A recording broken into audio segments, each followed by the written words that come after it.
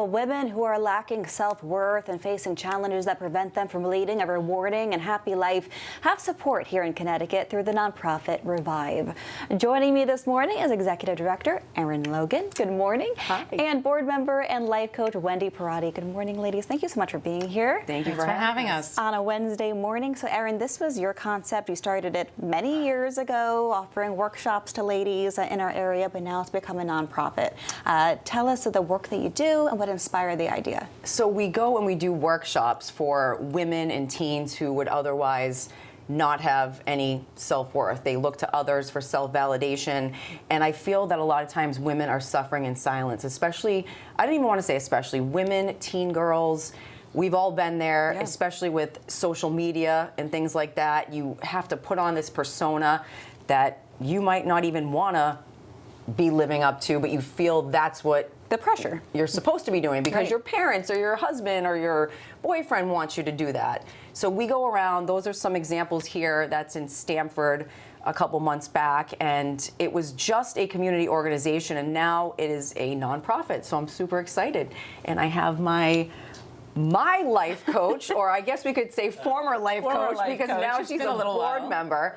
But I mean, she knows that I'm kind of living proof. I was one of those women that just didn't see what I had and was always doubting myself, no matter how good things got on paper. So, Wendy, tell me about the relationship you've built with Erin and how this is a full circle moment that you can help other women just like her. Yeah, so I think Erin's a perfect example of what so many women, especially young women, go through.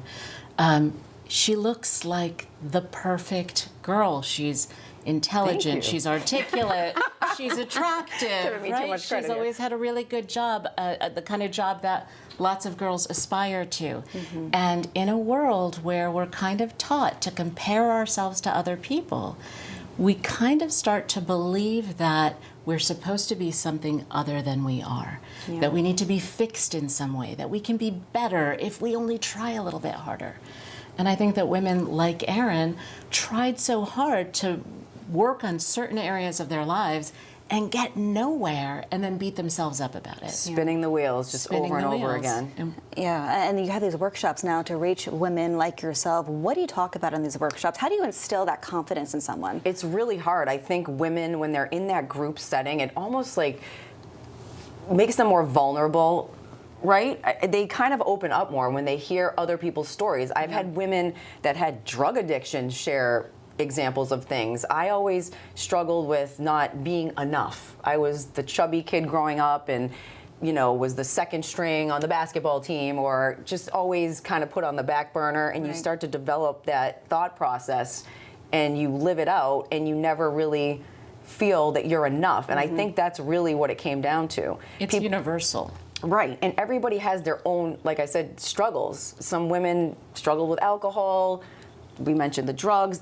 The biggest one, though, that killed me because I could relate was the validation. Oh, if this person doesn't think I'm pretty, or this person doesn't want to hire me, that means I'm not good enough. Right. And I feel like that's really the underlying theme. And it's hard for these teen girls, especially today. The social media.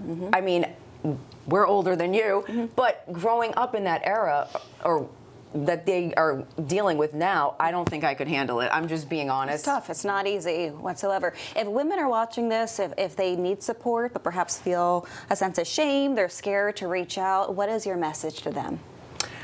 They should come to some of these workshops. We are going to be doing them in Connecticut and Massachusetts to start. We go to women's organizations and high schools and colleges. I think it's hard to get the middle school girls to open up.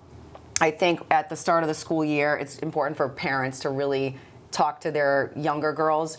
But for these workshops, we're hoping to reach a little bit older, teenage, maybe like 18, 19, and then the women's groups. And they could go to our website, revivewithpurpose.org.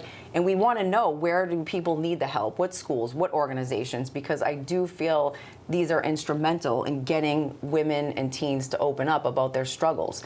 Now, if I could just say, the one part of Revive that I don't understand that people don't see in themselves is the identify your unique strengths. That's the most heartbreaking to me. People don't know what they're good at. Sometimes it has to be pointed out to them through someone like Wendy. So I'm Right. so happy you're doing all this, and hopefully this is just the beginning of your nonprofit. Hopefully it stays around for many years and Thank serves you. a lot of people. We're going to put that information on our website, fox61.com. Thank you, ladies, for being here. Thank We're going you. to send it over to Symphony.